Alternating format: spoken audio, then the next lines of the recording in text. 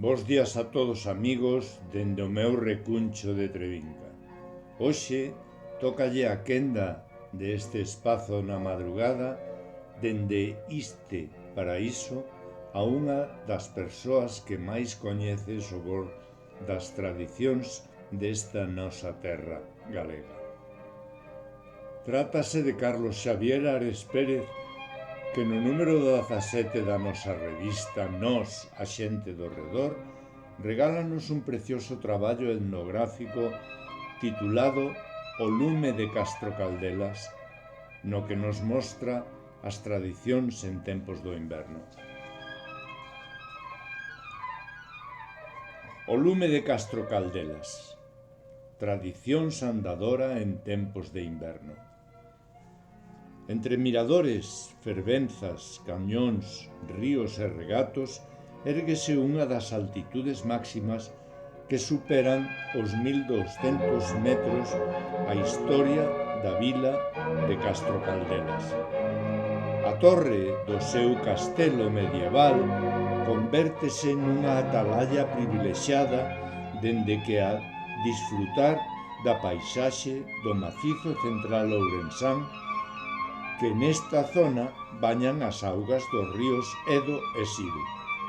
Petroglifos, edificacións castrexas, restos romanos e mosteiros da Idade Media son elementos que nos falan dos que ao longo do tempo habitaron neste lugar, entre as serras de Queixa e San Mamede, un entorno que se ve potenciado con iniciativas como a sinalización da ruta de sendeirismo dos bosques máxicos de Castro Caldelas ou a inclusión en 2018 na Asociación dos Povos máis fermosos de España.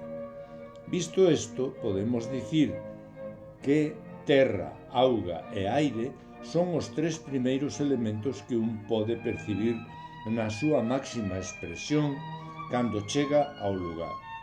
O cuarto destes elementos primixenios é o lume, que a estas terras chega da man do San Sebastián, que xunto ca Virxe dos Remedios convértense nos patróns de referencia da vila.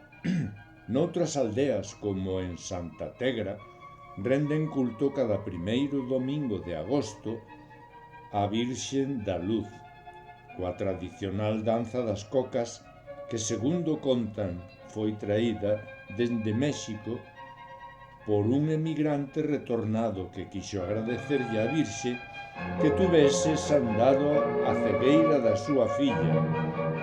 O entroido deixa outras mostras da riqueza etnográfica, como a antiga tradición de deixar unha boneca diante das casas das mozas para dicirlles: morreuche o carnaval na túa casa.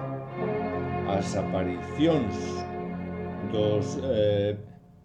dos vellos do entroido, os birros de Tronceda, os peliqueiros da Veiga e, como non, a posterior aparición do Irrío Peliqueiro, hoxe protagonista da procesión dos remedios, e que algúns autores, como Vicente Risco, documentan como posible actor do entroido en anteriores etapas.